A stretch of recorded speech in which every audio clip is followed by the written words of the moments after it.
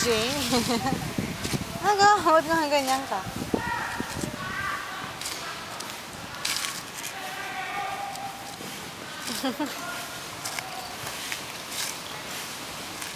Ano pinapanood mo?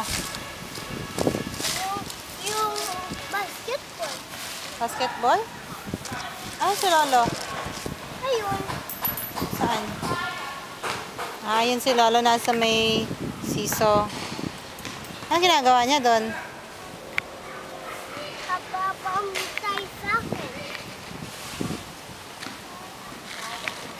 Itulak mo ko, Lolo! Kanina ayaw mo. Patulog ka kay Lolo para mabilis yung ano. Para mas malayo mo. Yan na si Lolo, oh.